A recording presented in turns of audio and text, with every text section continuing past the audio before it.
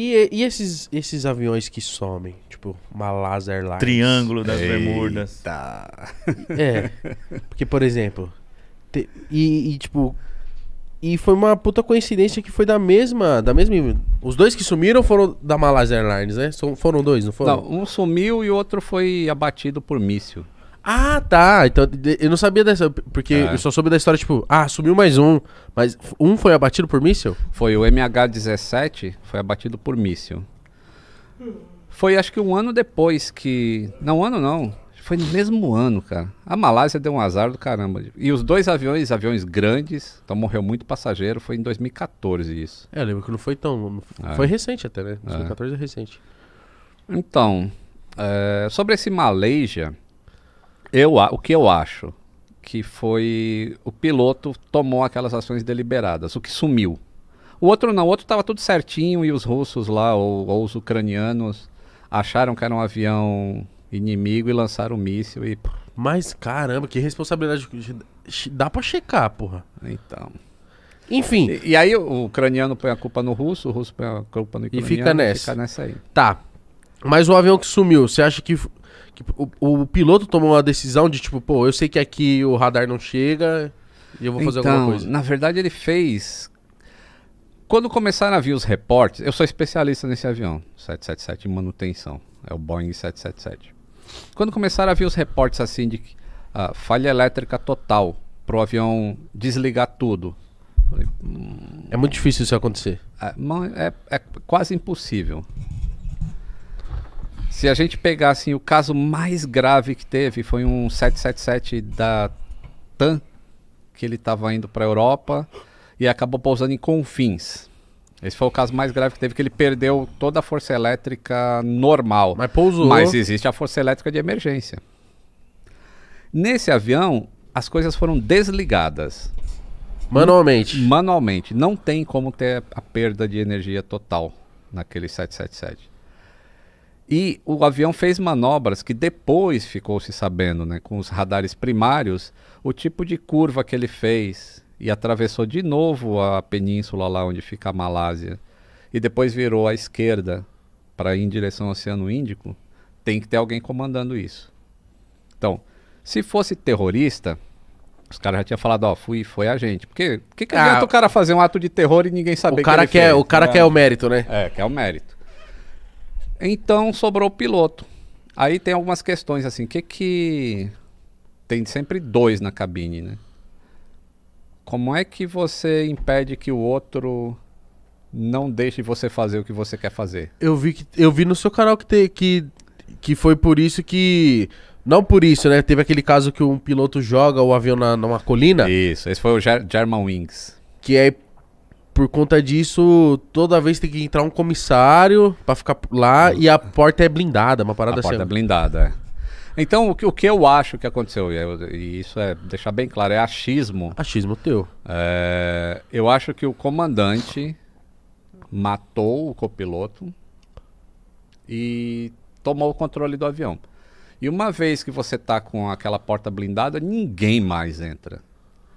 E o avião permaneceu voando, ele ficou mais de, acho que 6 horas voando. E como é que se sabe disso? Porque apesar dele ter desligado tudo no avião, os motores do avião possuem um sistema de rastreio que é opcional. A fábrica fala assim, ó, teu avião tem um sistema de rastreio para o motor, assim, e ele funciona, você vai monitorar o seu motor remotamente. E aí você sabe quando tem que trocar óleo, essas coisas. É um opcional. Aquele avião tinha esse opcional, mas não era ativado pela empresa aérea. Porém, como ele tem um sistema, o satélite lança um ping pro avião. Ou você tá aí? Ou você tá aí?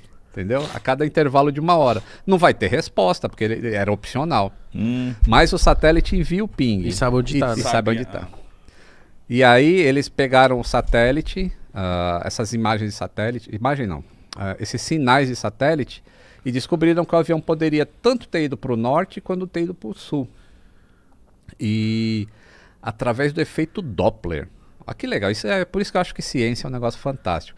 Para eles definirem para onde que o avião está indo, eles usaram o efeito Doppler. Sabe o que é efeito Doppler? Não. Já viu quando a ambulância, tu tá parado assim num ponto de ônibus e aí uma ambulância passa?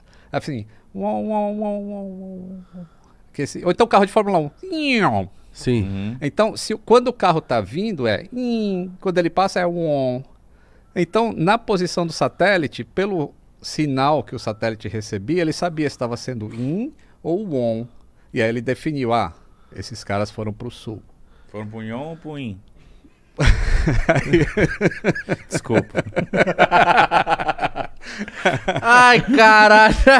E aí muita gente pensa assim, pô, mas por que não acharam esse avião? Porque, voltando para aquele acidente do Air France, quando o Air France estava caindo, os sinais do avião indicaram exatamente a posição. Ó, a gente está na latitude tal, longitude tal. Aí tu pega e marca um X no oceano. O avião caiu mais ou menos aqui, ó.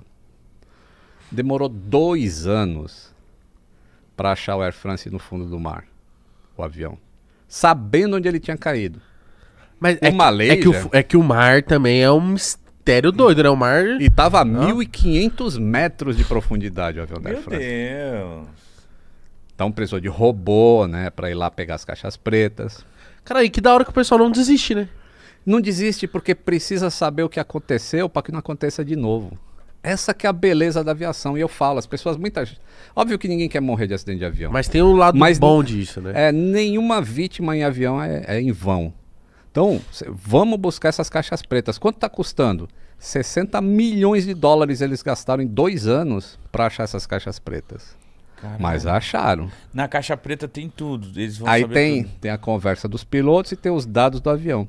E aí você consegue fazer uma imagem. Putz, com isso aqui, a gente já sabe que o treinamento da Air France não era bom. As decisões tomadas foram erradas. O tipo de comunicação entre os pilotos não era adequada. E assim vai, assim vai. E aí fala, agora precisa mudar. O treinamento de toda a empresa aérea agora vai ser assim. Obrigatório. E aí os pilotos ficam, pô, então se acontecer outra coisa comigo nessa condição, eu já vou agir agora porque eu fui treinado. Ao invés de você perder o controle... O Malásia não acharam nada.